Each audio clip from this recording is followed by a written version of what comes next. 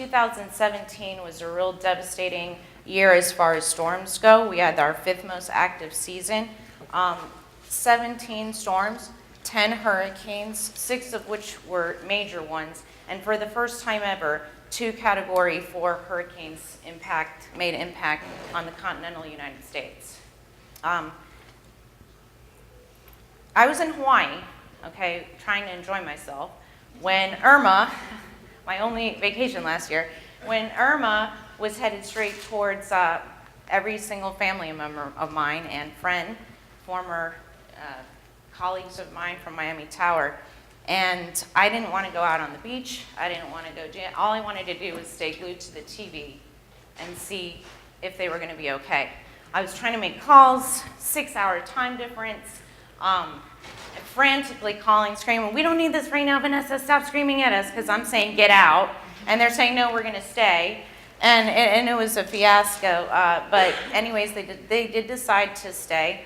On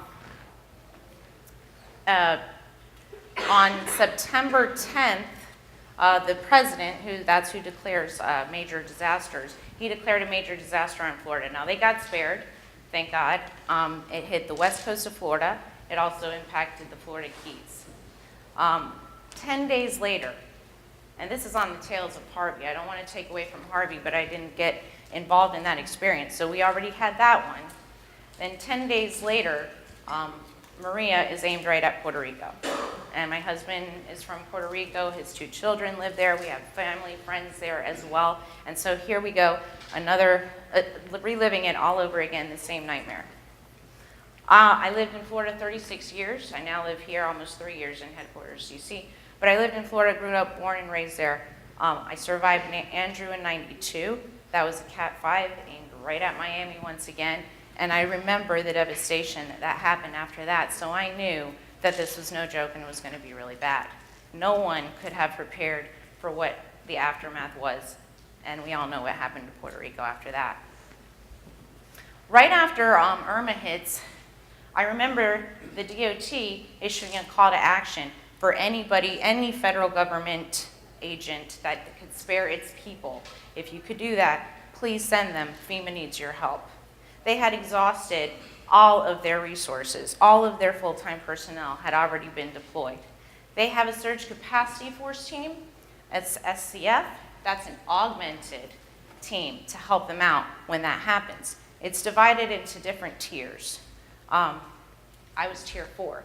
The first 3 tiers fall under, once FEMA exhausts their employees, they hit up all the other agencies within DHS. They fall under the Department of Homeland Security. So that includes TSA, and that also includes Customs. They have a lot of people, and they went through all of those people. Add to it the fires, the 2 wildfires out in California that happened days after that. Nobody had a house anymore in the United States. I mean, they didn't have places to live, and they didn't have enough people to help these people who had no place to live. So the Department of Transportation issued that. Maria hits, and the FAA administrator sends out another call to action after Maria. And at that point, I already knew I wanted to respond to it. Something in me, I don't know if it's because I had survived Andrew, I don't know if it's because I knew what the impacts were and what everyone went through back in 1992. And also, I didn't have young babies at the time. I have a 1-month-old now in my house since then, but not mine, our grandchild. But at that time, I was like, well, I don't have any kids right now. I can figure out what I'm going to do with the dog. Eric wasn't yet sent to Puerto Rico at the time, so I thought that's my husband. I thought I had his support staying back at home, said, I'm going to do this, I'm going to do this. He said, are you nuts? Are you crazy? You know, he's like, Vanessa, FEMA doesn't spell RITZ. You know that, right? And I'm like, yeah, I know, they're not going to put it. He's like, no, it's tents, it's cots, it's hundreds of degrees weather. My parents were mortified. I'm like, I can do anything for 45 days. I got this. I don't need to wear anything, you know. I'm like, I'm fine, I can do this. That's the austere conditions that they prepare you for. Once I saw the list of things that I needed to pack for this, I did start to say, oh my God, what did I get myself into? And how long do I have to do this for? 45 days. I was not former military, so I was never trained for this in my life. So speaking of training, but I still did it. I asked my agency if they could release me for 45 days. They were very supportive, AOB, aviation safety, just like they have been for PWC and my time that I spent here. So off I go. My deployment orders were, you don't know where you're going. They first send you to Anniston, Alabama. So October 17th, I leave to Anniston, middle of nowhere, Alabama. That's their big, huge training facility there. Not too austere, cinder block rooms and whatnot, and you're sharing bathrooms and all that. But in 4 days, they're going to train you to know everything that any other FEMA employee knows, which is not much when you get into these situations. At the end of those 4 days, and everybody's so excited, let me just talk about that for a second. We were wave 15, so we're tier 4, so we're all types of government agencies, which was really cool because I got to work with people from U.S. Customs, I got to work with air marshals, I got to work with DEA agents, IRS agents, people from the Department of Justice. Every single government organization was there, and all with one thing in mind. They all just wanted to help other people, that's it. So off we go. 300 plus of us were in this wave 15. That means they had 14 waves come before us when I got there October 17th. These people in FEMA had been training people since Irma, basically, and a little bit before that. They had trained over 5,000 government agents that do not work for FEMA and don't do this full time. That's how many volunteers they had at this point. They were really excited when we got there because they were sworn that they swore that we were their last wave. No more, this was it. They didn't need any more help. They had just sent the wave before me out to California, and I was like, darn, I missed Napa Valley by 1 day, you know? It's like, shoot, where am I going then? So there we were, 300 plus of us. In this training facility, they teach, they're gonna either divide you up into logistics, they had internal affairs, external affairs, housing. They have several different places that you're gonna go, and they ask you what your background is and what your expertise are so that they can try to place you where it makes sense. None of it makes sense. It's called FEMA flexible is what they call it, but it's massive chaos is what it really is. Somehow it's organized chaos, but it's really chaos. So here we are, a bunch of cattle being herd. You get a FEMA cell phone, FEMA computer. I mean, they tell you leave all your organizational stuff back home, leave your FAA computer at home. You no longer work for the FAA at all. You work for FEMA now. You get a badge, just like our FAA badges, but for FEMA. So I have Department of Homeland Security badge. I wonder if I could go through TSA with no problem. Probably doubt it, but so off we go, get trained, and on the last day you receive your orders. We got sent down to Orlando. So half of those 300 plus people that you saw in the room, the majority of them did end up in Puerto Rico and the Virgin Islands. I got sent to Orlando. I'm like, Florida?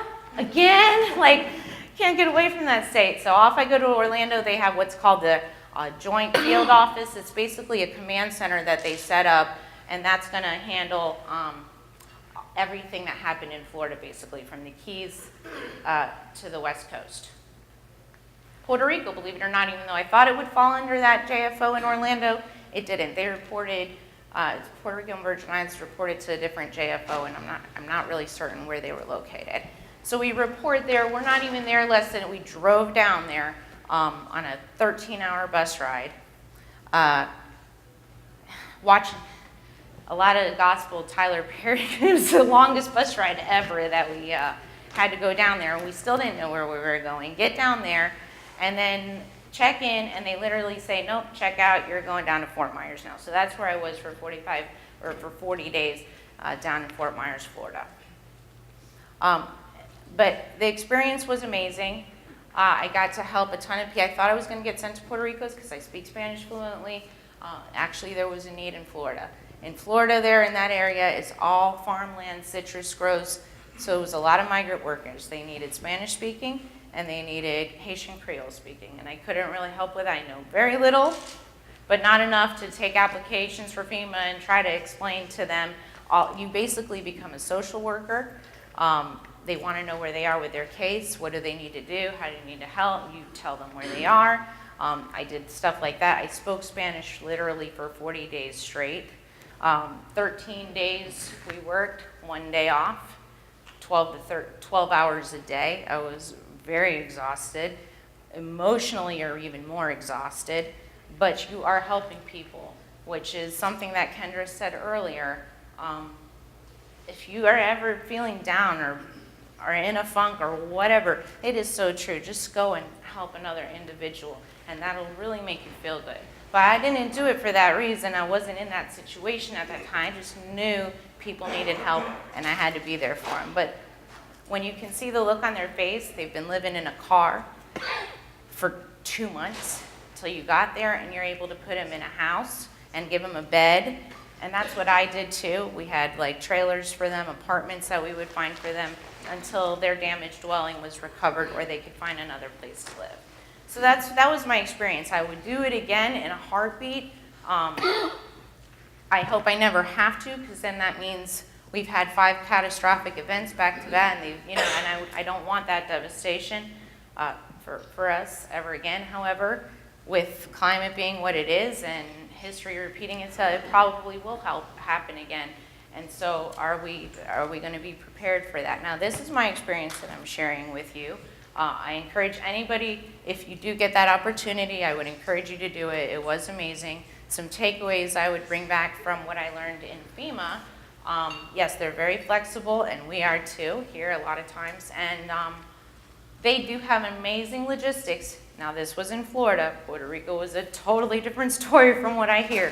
But their logistics teams was awesome.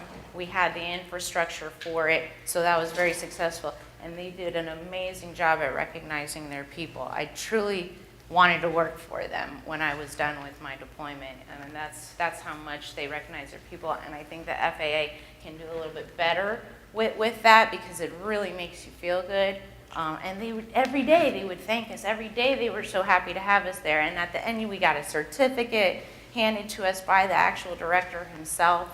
And so I would say that's something that I would bring back to the agency if I could. So with that being said, that was my experience. We have Tim Arel here, and they did a lot of work down in Puerto Rico, the Virgin Islands. And that was a totally different experience from what I hear. If you could talk to us a little bit about how you had to work with other government agencies to recover and help rebuild down there. Sure. First of all, as been described, 2018 or 2017 was an incredibly challenging year. It rolled right into 2018 with the restoration work that's going on. But to give you an idea, there's over $60 million worth of damage done to our equipment, our facilities and equipment, not to mention all the employees that have been impacted in the challenges that they faced. Some really unique situations that the whole of government's never experienced in quick succession, if you think about the number of storms. I'm glad we mentioned the fires, because all of that really did press, again, all of government response to an incredible level. And one of the secrets, if you don't already know it, if you're familiar with the command center or SysOps security, or you've worked in a disaster area, you're aware of this, but a lot of folks still in this country don't realize how dependent upon, is the microphone cutting out? No, you're fine. Oh, sorry, did you see that? Do you have slides? They don't realize how dependent upon aviation our country is, right? So we're familiar with the regular GDP and the impact and how important it is to the economy in the local area, certainly from the national perspective. But in times of a disaster, aviation is it for timing, for how quickly we can get pieces in, get help there. I've seen it. I go back to my days in SysOps with the Haitian earthquake, many other hurricanes. My first exposure to it was, the whole New Orleans disaster. Katrina. And just, you think about it, whether it's bringing money to a city to put money in the ATMs so that you don't have widespread panic and rioting, bringing water, supplies, medical help, and getting people out. There's a thing we call an air bridge. We try to get an air bridge up and running and get supplies in. because generally rail lines have been impacted and may be unusable. Seaports always have trouble. I mean, there's lots of containers there. It's hard to get mobilized in that time frame. So everyone pivots to the air. We have the unique challenge because our employees in that area are the key to getting those aviation assets in and out of the area. They're also the ones that are enduring the same challenges that all the rest of their citizens and coworkers, peers, neighbors, they're all enduring these same problems. And yet they need to go to work just like a hospital worker, just like a fireman, just like a police officer, and try to put their thoughts about their family aside while they concentrate on the safety of the flying public. All of our employees did amazing work across the entire country. I now realize I have something in common. I was on vacation as well. I went to Myrtle Beach. I was coming back from the first storm, and I saw two things. One, I shared Route 95 with everyone else leaving Florida. And I saw the convoys heading south. And then later, when I ended up on the west coast of Florida for a different part of the storm, I saw the convoys leaving. But flying around Puerto Rico, I happened to hop down on one of our flights down there afterwards. The one thing you didn't see as you flew around the island that you saw everywhere else in the country were the convoys, right? Because the convoys can't get there. It's missing. People can't get in their cars and leave the area and come back when it's safe. You can't get volunteers that'll stay behind to run their facilities. And you can't stage folks in the location to be ready to come out from their shelter and restore everything, which is what we do throughout the rest of the country. If you drove through South Carolina, what you saw were thousands of power trucks, thousands of rescue folks, National Guard, you name it. All those trucks were ready to go. Storm came. Everyone rushed in. We were it, or the air bridge is really what it was there for Puerto Rico. And to describe what folks went through to get that up and running is just incredible. Jeff Planty will event, both of these, Jeff Planty and Jeff McCoy, ended up going down there, and I'll explain why, and they can give you some first-hand tales. But what you need to know is just to get the basics things up and running, to get our radar turned back on, or to get radio so we could get services into the islands, the roads were washed out, right? No one could get around. There were no aviation assets. These technicians that we have out in these remote locations did an incredible job. All of us did really good work as an ATO, as an agency, and as a government. But our tech ops technicians were the true heroes. They were hiking 2 miles each way to go and work. They had to hike up to go figure out what was broken, hike back down, go get parts, hike back up, and figure out what to do, and then find the parts. And that's just one instance. Just amazing the work that they did to get the systems up and running so the controllers could do what they needed to do. But again, they all had to do what they were doing at work and then go home and figure out how to protect their families with no power, no water, no anything, right? So it's an incredible job. So all that's going on. We have FAA airplanes. I think you all know that you're all familiar with Flight Check. Well, all of the agency's airplanes last year were transferred to the ATO into flight programs. So we have about 46 aircraft. And we used a lot of them to try to haul the parts in the beginning because DOD was busy moving troops to begin with. And the air carriers weren't up and running because it really wasn't habitable for them and they didn't have anywhere to stay. So to get the right parts and the right people in the right places, we immediately pivoted to our flight programs office. And we took our airplanes and we flew those parts, and our pilots flew these VIP aircraft that you see over at DCA. They flew a lot. And I don't know if we have some of the pictures. We may have one where there's the interior of the G4, where we've got it loaded up with supplies. We brought down a lot of supplies and a lot of food to have a barbecue for our folks down there. We wanted to recognize them. But we were running our aircraft nonstop, about 460 missions, moving about 1,300 people and thousands of parts just to get the system up and running. Now, the rest of government is trying to figure out what they're going to do to get help to the island. So they're trying to get parts on our airplanes. They're trying to prioritize the service, and they're all waiting for us. They have a lot of demands.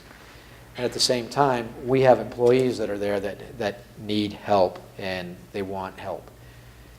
We got put in a very awkward situation because we had the ability, and I'll put this out here. It's well known when it was going on, but again, what our employees wanted there, the overwhelming response that we heard was, take our families out of here, bring them to safety, or to somewhere where they can have power and sleep comfortable, so I don't have to worry about that and I can concentrate on my job. Here's the problem that we ended up with, and this is a whole of government problem. What does it say if we as the United States government take care of our employees' families and leave the other citizens behind? Where's the prioritization of that? When you have people that are going through a trauma assessment downtown and being airlifted off the island with, again, any empty seat that we could get. So it was a really difficult situation where we had to basically say, we can't do that. If you want to leave, I know we have FAA airplanes, you need to go talk to FEMA. FEMA is triaging everyone on the island to figure out how to get out of there. So again, obviously that's a really difficult piece of information to process if you're sitting on the island and again you're trying to get those parts and people back and forth. You are that link to get our folks taken care of and get everyone taken care of, but you got to worry about your family, and you know that we have airplanes, but we can't get you out of there. It really was I can't tell you, probably wasn't a harder decision that we had to offer up. But our folks worked through it. We got them the help that they needed to the best that we could. But you name it. Then everyone was running out of money. So we know we transport money. The day I was there, I happened to see more armed people than I've seen in one location in a long time. It was an airplane offloading, I don't know, by my estimates, tens of millions of dollars being fed out to the ATMs. And you may see in some of these pictures I took when I was flying around, or being flown around in a helicopter. I wasn't flying it, don't worry. But the lines for the banks were around the corner. The lines for the gas stations were back up on the highway. And what struck, I didn't realize until the police chopper pilot who was flying us around explained it to me. None of those locations were open. They were just in line hoping it would open.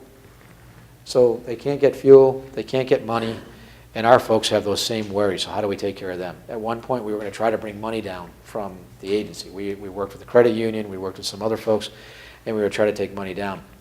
That was another thing where, how do we explain that our folks have money and no one else does? So there were some whole of government decisions that were difficult on the surface, but we had to treat everyone on the island the same. And I can't say enough how our folks stepped up to the cause, and the controllers and technicians kept working and doing what they needed to do. I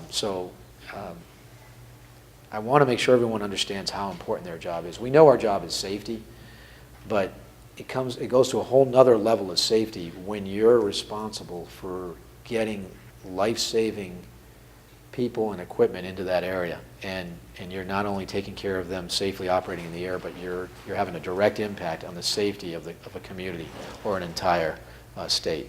So Thank you. with that, let me explain why we ended up sending these guys down. Here's the other unique situation. We don't have regular communication at all, because these landlines would go down. We would have satellite communication. There were some weather issues. You guys may know, you'll see pictures of a mobile tower. We fly a mobile tower in after the first storm, only to pack it up and fly it out after the second storm, or to beat the second storm. So to say it was organized chaos would be generous. So one of the things that we struggled with, again, all the priorities of the U.S. government, all the priorities of air traffic and tech ops, at the local level, tech ops was trying to send everything they could to the island. You should see technicians were showing up that we didn't ask for. Everyone's showing up for priorities, and we only have so many seats on the airplane. And then once you got on the island, the people that were getting there were trying to restore everything, but it wasn't necessarily what we needed in a prioritized order to get services in and out of there. In other words, we needed to crawl before we could walk or run, so we needed basic things restored in a certain way. And the folks on scene were exhausted. I mean, these guys, the tech ops folks had been up for days when I got there. So what we decided to do was, first we sent Jeff Planty, followed by Jeff McCoy, to go down and be our on-site executive. We've never done this before, and it upset a lot of the executives that work for me that are in charge of that area, because they're like, what are we doing wrong? Nothing. We need someone who knows what the priorities are of the government, connected to headquarters, because we are trying to do a coordinated U.S. government response. We need somebody, doesn't matter if it's air traffic, sysops, tech ops, et cetera, that will tell everyone on the island what their priorities are and make sure everyone's working together and work across all lines. So These two were the first two to go down, and they represented the chief operating officer and made really the administrator, made command decisions, and then went over to the FEMA area and communicated our priorities to them and made sure we all worked out together. So I know you want to hear from them and how all that works. Yeah, thanks, Tim. That was excellent. Jeff, you want to tell us what you did in the ground levels? Sure. First, I'd like to ask if anybody's here from Puerto Rico. I heard there were a few people that are. Could you raise your hands or stand up? Because I want to start with. Stand maybe you up, should stand please.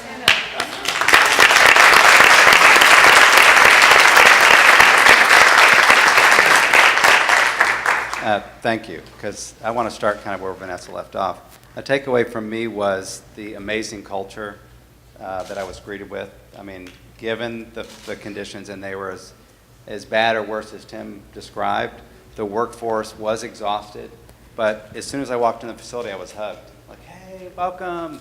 Everybody was hugging. There was at the control tower, they were helping families. They had kind of a shared daycare going on, and really reaching out to each other and taking care of the personal needs, bless you, taking care of each other. And that is a takeaway from me, because even as hard as they worked, they were focusing on each other and family. And I think that's a cultural thing. I think that's fantastic. So there's that for me. The other thing was, as Tim said, everybody was working hard and doing what they thought they needed to do. But there was there needed to be, as Tim mentioned, a focus. What is the focus? We can't turn a switch and get the airport back online. We can't get emergency relief and evacuation services in and out. We had to start with the capabilities that Jeff's folks established, and we had to prioritize what are the services that we need and what flights can come in and out, both military and civilian. So we worked, if you know SysOps, we have fantastic interagency agreements and relationships. We leveraged those with FEMA. We had somebody on site with them in the conference center. And you can imagine the conference center probably 10 times the size of this with about 100 times more people. It was, Tim, I think you went there. It was organized chaos. It was everybody wanting to get out or get in. And FEMA was working with us to really set up a slot control. How many can the airport handle? So not only did we work with our folks, we worked with the local government, we worked with the airport. 2 of the major terminals were damaged and inoperable. You had military operations want to come in. You had all of the major airlines wanting to support evacuation services, getting people in and out, and bringing supplies in. So it was almost like gridlock, because as Tim said, the port had tons of containers. They had tons of supplies, but you rarely saw a semi on the road. They just had no way to logistically get things out. And it struck me immediately when I was there, no power lines. There are no power line trucks, just none, not even one. And so, and it's hard to describe if you've seen the pictures. The island looked like it had been completely burned, not one leaf on any tree. And it's a rainforest, right? So all the leaves were gone. It just was really just kind of shocking. But the culture of the people in the workforce was the thing immediately went, and everybody said, we can do this. Tim sent us over there. The first thing that we did is sit down with leadership, both NACA, PASS, and management, and start talking about, here are the priorities. What is your workforce? Who needs a rest? We had to tell these guys to go home, because they just wouldn't quit. It's like, you need to go home. Not everything is a priority. Let's start with communications. Let's start with the radar. What can we do? And as simple as I can put it, we started setting up a tempo. Here's what we need. Here's the status. And we started making sure everybody was clear about what the priorities for the day were. Sounds simple, but it really started a rhythm that they started picking up on. Jeff came in and started the same thing, a little bit more structure than I brought, a little bit more, here's the recovery efforts, because his folks by then had gotten supplemented with a bunch of people to really start looking at the major infrastructure that will go on for years to replace. So we started working with the folks there, the leadership teams. The collaboration, I think, was fantastic. The personal aspects was probably one of the biggest challenges for us. How do we manage that and help the families and help our employees within the current rules that we have today? And I think there'll be a lot of lessons learned from this, a lot of things that we work with our partners in FEMA to figure out what are the rules and how do they work. And even within interagency, so AVS versus FAA, how does that work? Essential employees versus non-essential. How do we make sure, as Tim said, our folks are rested, able to come to work and focus, and have what they need to do that? So that was, I think we'll be learning as we go with that. I think it is going to be a challenging year this year. And we have to figure out a way to give them a relief as well, because as Tim mentioned, this is the thing that Woody told me when I was there, the NACA rep at CRAP. Yeah, we work hard. We're here working and doing our job. We go home, and it's like another full routine. I got to start the generator. I got to make sure the food is cool. I got to make sure the kids are okay. I got to clean my yard up, and it just never ended. And I got that stress and no relief is a constant pressure. So we have to look at a new way to do it. I know Tim has charged us and SysOps to work with tech ops and air traffic to figure out what does this look like in the future. And any ideas that you have or thoughts we would entertain, because I think it's going to be a challenge for us.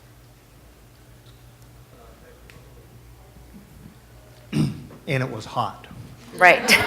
So hot. Yeah. Oh, wait, I didn't have a really cool story either. I was getting a haircut, and my phone was blowing up, and I was told, Tim wants you to go to Puerto Rico. I go, what, now?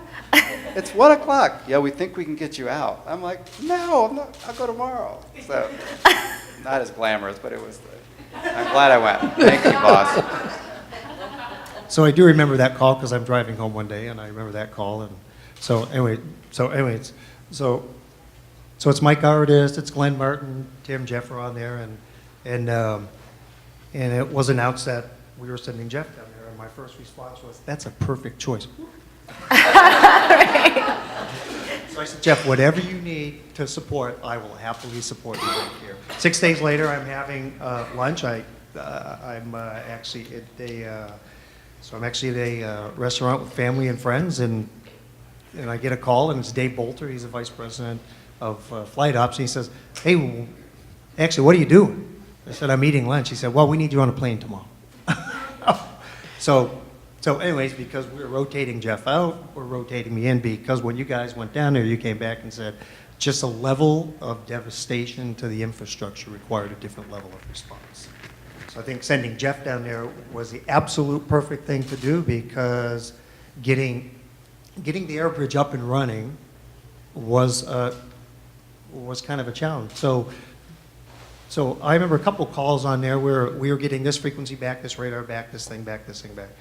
And I know there was frustration on both sides of, okay, but we can't get the arrival rate up. We just can't get any more airplanes there.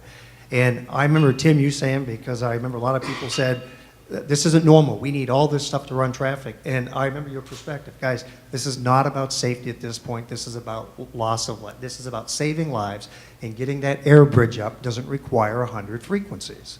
It requires 1 frequency, 2 frequencies, a radar from somewhere else. We're not talking about putting 100 planes an hour in there. We're talking about 1 every 10 minutes. That is our new normal. In fact, I remember we're in this about 6 days, and I think we're running with 4 or 5 services up, a couple of frequencies, a VOR or something. And I remember on our morning 10:30 ops call, where I hear this thing, San Juan is back to normal. I said, normal? Man, if it was like that any other day, it'd be ATC 0. But we are back to normal. And that's where we're at. It is a new normal. So when I went down there, as you can imagine, Tech Ops, we're formal field incident response teams. We have one for each service area out there. They practice this stuff. They are dedicated to this stuff. We have lots of volunteers. We have what we call the Orange Book. We had people down there. They're out there looking at the infrastructure and doing damage assessments. They actually took a little offense to people from Washington coming out and telling them what to do. What they quickly realized, though, was everything that they had practiced for years and years, and everything in the Orange Book, that's what we call it, the Orange Book, about if something happens here, you do this, that didn't work out there. It did not work out there. The Orange Book counted on, our typical response counted on exactly what these guys were talking about. Lots of trucks right outside the impact area waiting to roll in when it does. Lodging's no problem, because I can drive an hour outside the zone and get there. The biggest problem we had down there was what we call life support. The more people we brought in, we needed more people to come in so we could get more planes in there, to get more goods in there, to get more people in. There was no place for them to stay. We even ran out of room sleeping at the CRAP. There just wasn't enough room to put everybody. There's still not enough room. We brought people in just to do, we actually brought a team of people in just to go around every day, talking to hotels, getting contracts, getting a room for, I have 5 rooms tonight here, it's for 3 nights. I have 6 rooms over there, it's 1 night. I have 3 there, and here's a 40 or 50 people coming in. We had people check in, not at the hotel. We had them check in with our logistical team that we brought in and said, okay, you're here for 3 nights. Your first night is here, your second night is here, and your last night is sitting in is in a cot at the CRAP. That's kind of where we're at on that thing. Just a level of devastation. And I know that we talk about the recovery. In fact, I saw the slide up there that said respond and restore. And we have restore. Right? But in tech ops, recovery is not restoration. Restoration means you can now use those services. Recovery means we're done working on that. Except for, I think, the runway 10 glide slope at San Juan, which is the only thing that's truly been recovered, nothing has been recovered. We don't have commercial power pretty much anywhere. We burn about $12,000 a day in gas. Everything is on engine generator. We even have new acronyms for them, which we won't go to in here. But everything is on, and that is our new normal. Getting people to go up to a mountain that we used to go up once a quarter, once a month. We now go up there once a day just to let somebody in so we can deliver fuel to keep the EGs running. And not all of the roads are still, there is still a level of destruction there that if you went out there and saw that now, you'd think that would be where we would start with Hurricane Harvey. But that's where we are right now. Oh, thank you, guys. It's coming around the corner again, which I can't even imagine, the hurricane season. And we haven't even recovered from this last one.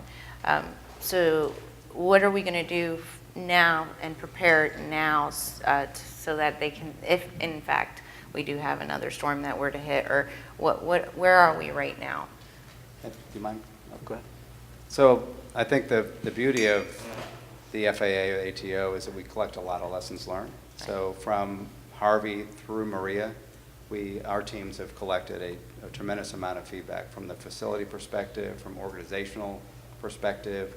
And so actually we're planning to sit down probably within the next couple weeks to draw those procedures for, and it's a little early to define it for you, but we need to figure out what level triggers what.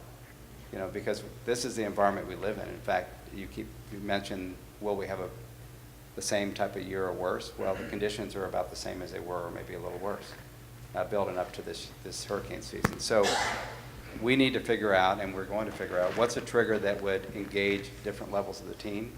Obviously, Puerto Rico was just so unique because you're completely isolated. But we need to prepare for those things, because it could, as you mentioned, Vanessa, it could be massive wildfires in the west, earthquakes. Right. We have to prepare, what does the military say, train like you fight? We have to get that better. We have to get better so our teams, one of the things I was going to say that we learned, there's friction. There's friction between missions. And we have to figure out how we play better and how we build the trust that the facility, the CRAP and the tower did with limited services to far exceed the capacity of the airport within 5 days. I mean, they had operations actually exceeding what the airport could handle. So that's kind of nebulous, but we are planning to sit down with all the teams, not individually, to figure out what does the procedures look like, what are the triggers that would initiate the agreements we have today, because our team has great interagency agreements with the military, DHS. We need to leverage those appropriately in the right way. So I think intuitively that we're better prepared, but I think our time is shrinking to get those written down. Actually, so one of the things that we learned that we kind of knew, but we validated within a couple days is air traffic and tech ops don't speak the same language. We do not speak the same language. When we tell you your rag site is back, you go, what's that? That's my RTR. No, that's your rag site. When we tell you, well, you got all these ECOMs, I have no idea what an ECOM is, you know. So when we talk about priorities, initially on, when we talked about priorities, we asked air traffic, what's your priority? Comm is our priority. Then surveillance, like, okay, but you have 93 frequencies. Do you want me to go out and, oh, no, we just mean 135.25. Okay, so let's go do those. So what we're doing now, we actually came up with a brand new way of looking at all this stuff. We actually call it kind of the Rosetta Stone between what Tech Ops does and what air traffic does. And we start on the left side and say, here's the facility, here's the equipment, that's us, here's the service. Here's your frequency, here's the sector it does, here's the altitude it does, here's your radar coverage, here's your VOR, here's the routes and procedures that it supports. What we're trying to do now, we kind of kicked off a resiliency assessment a couple weeks ago. We are trying to go out and say, what services, what 1, 2, 3, 4, 5, 10 things did we need in Puerto Rico to actually get the aircraft moving, right? To actually get it up and running. And what we're trying to do with our team is what routes and structure do we need to address the impact. And we've got tools, there's a tool called NISIS that maps out all of that stuff. So we have routes, we can identify the sectors, we can, with Jeff's information, we can say these are the 2 frequencies that we need in this sector. That sounds intuitive, like we should have that, but we don't. And I think that's going to focus our energy to what's priority to get the relief in and the services back instead of everything at once. Right, and the focus of understanding what those 10s are, what those 10 things are to get the air bridge up and running, nothing can happen without the air bridge. You absolutely need the air bridge. That was a stroke of genius to say we need the air bridge. So what we want to do is, we don't want to go out and harden everything on there. You're just not going to. What are the 10 things you need? If you need these 2 frequencies, if you need this radar, if you need this VOR, you need this glide slope, those are the things that we're going to go out and harden, and only those things. So when something happens, we can either prevent those 1 or 10 things from going out, or be in a position to recover it a lot faster. The main area that really needed to be improved upon in all of this certainly wasn't the skill set of our employees. It wasn't our equipment. We're limited in how much backup equipment we can have. We can only afford so much equipment. You guys know that with just seeing the deployment of NextGen. It's around communication. Large organizations struggle with communication. You start involving all of U.S. government, it's a struggle, communication. You start adding in geographically dispersed people, facilities, time zones, you name it. They're all a challenge. Where's the next disaster going to take place? We don't know, right? Is it a tsunami in Honolulu? Is it an earthquake in Southern California or wherever? I don't mean to jinx any of those places.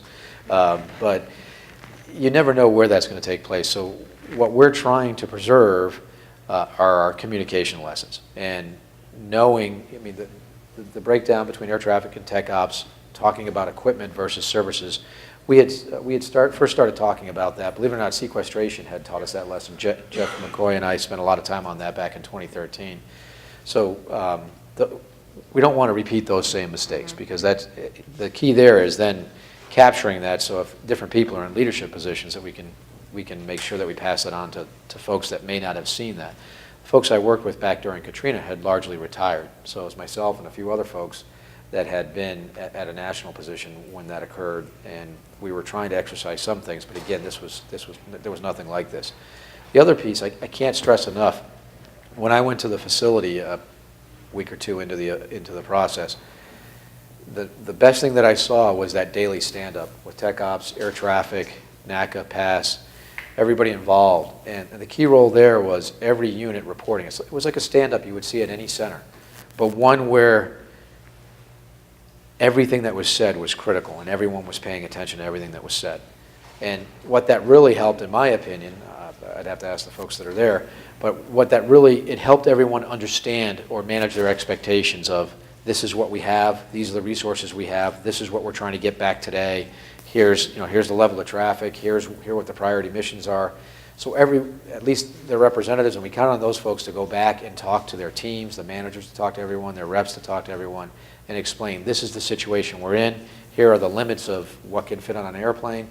For the longest time, we could not keep the CRAP up and running, and we really wanted this generator. It's a big generator. It's a big generator. You may see it. Looks like a big blue thing you see in the back of a truck. It's actually one of those containers. There's only one airplane in the country that can transport that thing. It's a special C-5. There's only one of them. It's modified for NASA, and we had to wait for that thing to become available. It took us 2 weeks to get that generator there. to get a big enough power source to keep the CRAP up and running. So anyways, but just trying to explain to everyone the situation we're in. Doing that, did you do it once or twice a day? Just once a day?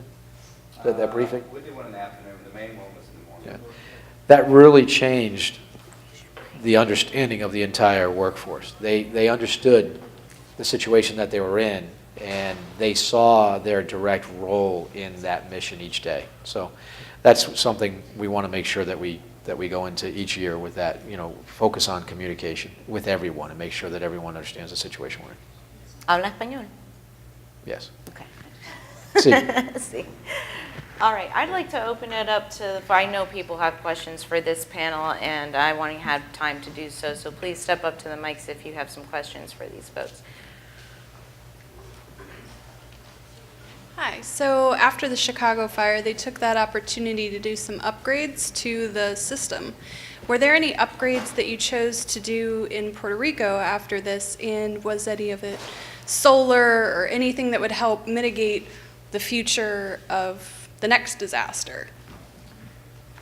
So. Jeff leads our resiliency effort. Since Chicago, Jeff has been on point for resiliency, which is about having redundant systems, and Yeah, actually, it'll be interesting. he was actually the executive on site for Chicago as well. We sent him that's where he was technical. Yeah, disaster follows me. Yeah. Well, I think it's us. I don't maybe know. it's I think this it's guy. us. Yeah, actually, so there are a few things that we left out there. So all of the telecommunications on the island, so even though we have FTI out there, most people don't know that FTI just has end equipment, in this facility, and everything else is in the public switch telephone network. So the telecommunications infrastructure on the island, just like everything else, before the storm hit, it was already degraded and compromised. When the storm hit, it took out, we have diversity in there, it took out a lot of telecommunications infrastructure. Not our stuff, the FTI equipment was running just fine, but there was no telecommunications. In fact, the only thing that was working was email. And email, so when somebody said email is working, I said, then you do have FTI, you have your mission support connection. We took that mission support connection and we took and put a shout line to Miami on the mission support. We took away email and we used the bandwidth for a shout line. Now, we also brought in a bunch of FTI satellite flyaways. Those are still there. We plan on leaving them there. We pre-positioned them not just for backups, they are actually being used today as backups. So if we were to lose a line going up to Pico, that's one of the DoD NDP sites, that's one of our primary long-range radar sites. If we were to lose that, if we were to lose a local telecommunications, that line automatically now shoots back to Miami anyways. There's a lot of stuff we've done, a lot of the engine generator stuff. We have more engine generators than we used to have. We do worry about, we run them so often that we're going to run them to fail right now because they're not forward. But there was a lot of stuff there that we left. There's a lot of stuff. Beyond the ATO or FAA investments, I know that Elon Musk is there looking at batteries and solar and wind. Google is there looking. They actually happened to be there when we were there, looking at telecommunications, flying satellites. There's I think a lot of external innovation is going to come into this. As Jeff mentioned, the power grid for Puerto Rico, for those of you that live there, being on an engine generator is not a new thing. So it was bad. So I think you're going to see a lot of innovation from that. Yeah, actually, so you remind me. So at the long-range radar site up on Pico, that's actually one of the mountains up there. We had 4 miles. There was 4 miles of transmission lines from the island generators that actually service that. We lost 3 poles a couple years ago, and it took us a year to replace 3 poles. Now we have 4 miles of poles down through the jungle. We have decided that we are not going to do that. We're going to turn that radar site, we're going to turn it into what we call a PPO, another one of those translation things. That means a prime power outlet. That means that we are putting wind up there, solar up there, and an extra generator up there. We are not going to, we do not plan on rebuilding the electrical distribution lines going up to that mountain. Because we know as soon as we rebuild it, we're going to take it right back out again. Any others? Hi, Carrie. Well, it obviously wouldn't solve all of the issues down there, but it sounds like disaster recovery helps build a case for space-based ADSB. Is that being considered at all? Yes. So particularly for the Caribbean routes, because you do have, for instance, JetBlue flies in and out of there and has good ADS-B equipage. The issue becomes, who works the airspace, right? So you still have a challenge of, you have ADS-B, but how is it getting to the facility? Is the infrastructure intact? Do we have telecommunications, right? So the facility could still be knocked offline. Aircraft would be able to navigate with ADS-B. However, can we see them at the facility level, right? So now if you can get the signal up and you can see them, can you talk to them? Because ADS-B does not have a communication feature to it, right? So there are a lot of tentacles that still need to be figured out, but it's part of the active discussion. Then you get to, lastly, you get to the equipage issue. For all of the promise of ADS-B, if the aircraft aren't equipped, which right now we're not under the 2020 mandate, Right. There is a surprising amount of the fleet that is not equipped for it. So, Right. How do we put our eggs into that right now? We do see some, particularly in the Caribbean, we see a lot of potential for that on the backside of a hurricane. Communication will be our key. How do we have near real-time comm in those situations? But it's absolutely part of our conversation. Good. Great question.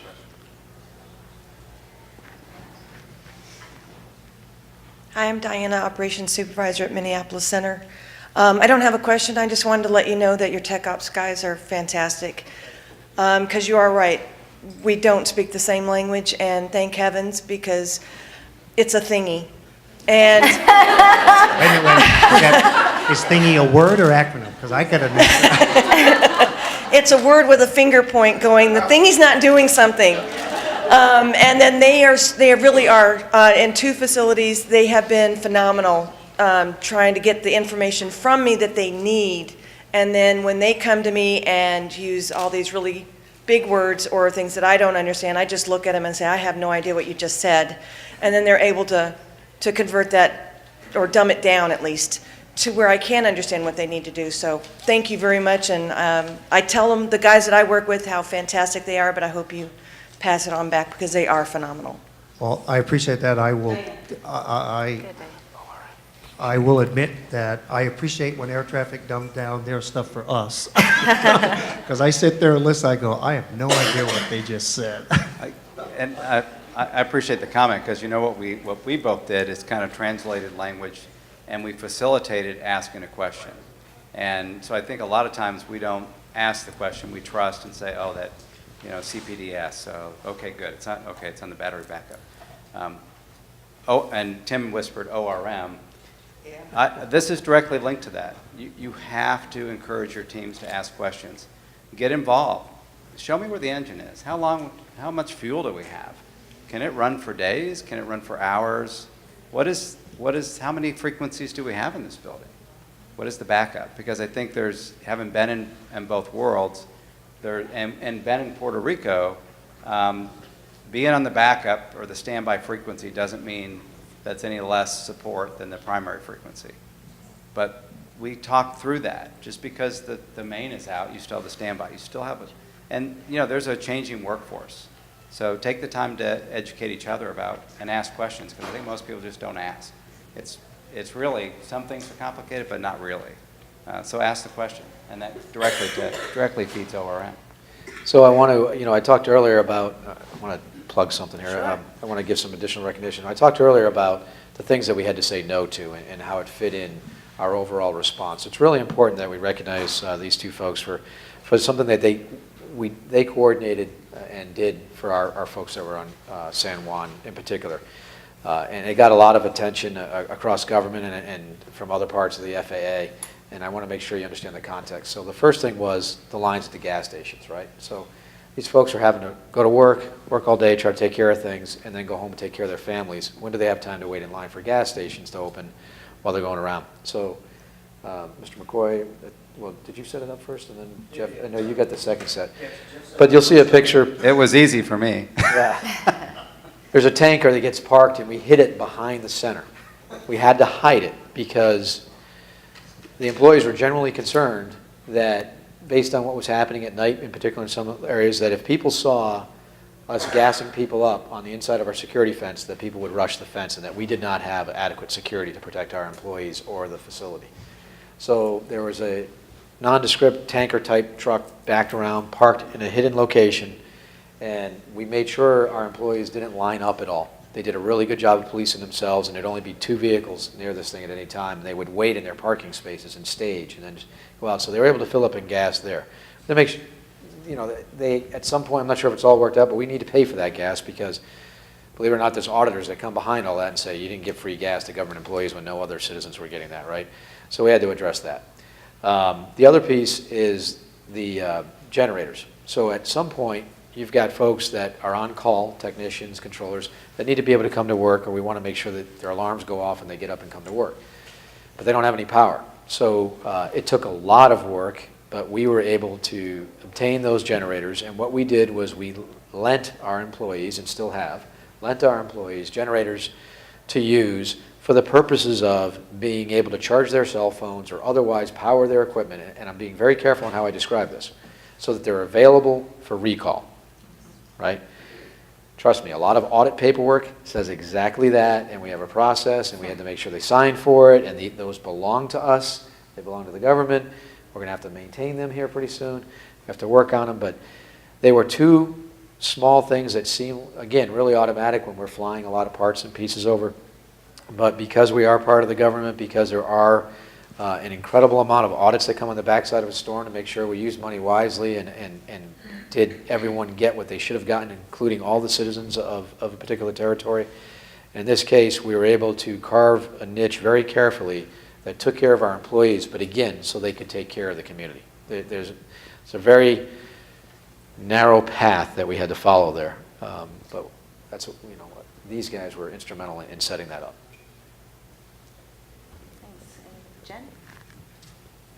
I just had one really quick question. I know with the course of events that did happen last year, we were talking a lot about San Juan, a lot about the fires in California. I mean, me personally, I was happy I didn't get really that affected during Harvey. I was at the facility for quite a long time. We had a lot of damage. I know we've had coworkers who have lost a lot in their house. What did you guys, because again, I just saw a lot of the Coast Guards and worked a lot of that stuff come in and out. What did you guys send anybody to, like, can you guys speak to that, at least for Harvey? Sure. The first thing we did was, where possible, we encouraged it was a liberal leave policy across the system. We were trying to, if people needed to be home taking care of issues, we made sure from a national level that they had what they needed. SysOps generally made sure they worked with all of the other government entities to prioritize missions, do what they needed to do. And Tech Ops, because again, they were staging a lot of things, they had their go teams ready to go. It wasn't as much a national direction or coordination. We didn't have to get involved from a national level as much as be aware and issue any support that they needed. But I'd ask Jeff McCoy to speak to that. Yeah, so when you're talking Harvey, so I talked about our Orange Book, you know, that is a typical response. We know how to do that. Like I said, we do not lack for volunteers. We keep a database of volunteers based on their availability, where they're coming from, the years of experience, what discipline they have. We have a team that rotates them in and out based on what the priorities are at that time. That's easy to do in Harvey. In fact, the biggest job I had during Harvey and Irma was essentially calling frontline managers saying, so how are you doing? How are your employees doing? Because we do this so often, we're on autopilot. We just know how to do this. When we went to Maria, it was completely different. We spent a lot of time in Maria offloading water, offloading MREs, offloading gas. We would work all day, and then at night we would meet planes and we'd take forklifts out there and we'd completely take all of that stuff off and unpack it. NATCO was great on that stuff. PASS was great. The stuff that NATCO and PASS put together and sent out there to help the employees was absolutely incredible. They did things, because I know we wanted to be careful about what we couldn't do things. We were not authorized. In fact, we were specifically not authorized by law to do things that FEMA could. NATCA and PASS filled in where we couldn't do things. And I think that was a really good one. I don't know if I answered your question, but I said what I wanted to say. So. Yeah, and then that would be the daily check with any disaster, to include the fires in California, the flooding associated with the Harvey. Our main concern at that point, because I don't want to say the equipment's on automatic, but we have systems in place to take care of it. It's all about, have we accounted for all of our employees? Do we know they're okay? What do they need? Do they need to be at home? Do they need, are they getting the support they need from FEMA or their insurance company? Or if they need to go wait in line at FEMA, go send them. Don't worry about it. So we're constantly talking to the district managers, the SSC managers, et cetera. It's all being rolled up at headquarters. And then if there's any specific issue where we're having trouble, that's where SysOps generally steps in and tries to help locally with either a local sheriff, a local judge, depending on what situation we're in. We have folks embedded in the state EOC, and again with aviation assets all around the country, the helicopters, police helicopters, military, et cetera. So we want to make sure we have everything we can to help our folks. I can't stress enough that we can't afford to build several layers of resiliency in all of our systems. One of the things that we have to constantly manage is expectations across government and with industry. And this room knows better than anyone out there. One of the main complaints that we got was, okay, fine, San Juan's in trouble or Houston's offline, send controllers from New York or Boston to go work the airspace. Well, okay, well, who do you think is going to train them and certify them in the local area? And do you want to be the guy being cleared for an approach that the controller has no idea where this goes or what the terrain is like? So we're constantly having to explain that you can't just move. Now, we can do that with technicians. We can do that with technicians, and that's why they're really, really good at what they do. Like The thingy is still the the thingy in thingy Puerto is the Rico thingy. as it is in. You just got to make Same sure thing. you just got to make sure they're certified on that thingy, right? And because they all show up and you say, nope, I don't need that thingy, I need this thingy. So we do that. But for controllers, we know we have to raise controllers locally and train them. Now you can send people in, but it takes a while to train those folks. So it's a balance. We were rapidly approaching, I know Trish and I had many conversations about what do we do at St. Thomas, because those guys get hit twice and they're in temporary quarters, and it is a faster checkout at a smaller VFR tower. So we were getting close to that situation, but and then you get into the whole cruise ship. We want to stay on a cruise ship, which isn't a cruise ship, or there's That's where FEMA was saying. yeah, there's some unique situations, right? And you try to explain that our pilots and our controllers, we don't want sleeping in a berth or in a bay with 50 other people.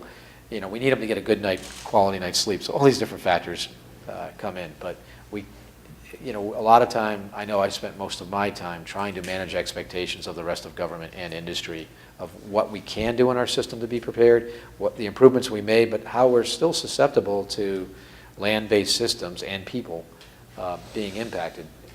So it's a work in progress. Does anybody want to share any stories I know we're- down there?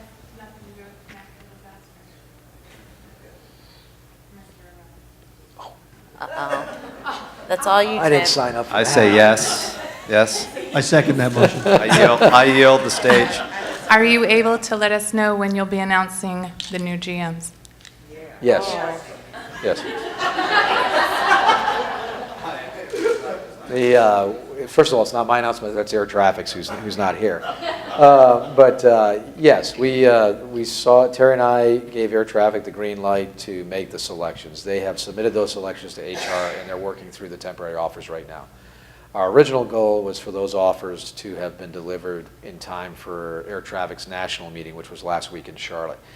That didn't work out, but they're working through the process, and our goal is to get those announcements out as quickly as possible because we want to now bid the next level down, the district managers for operations and support.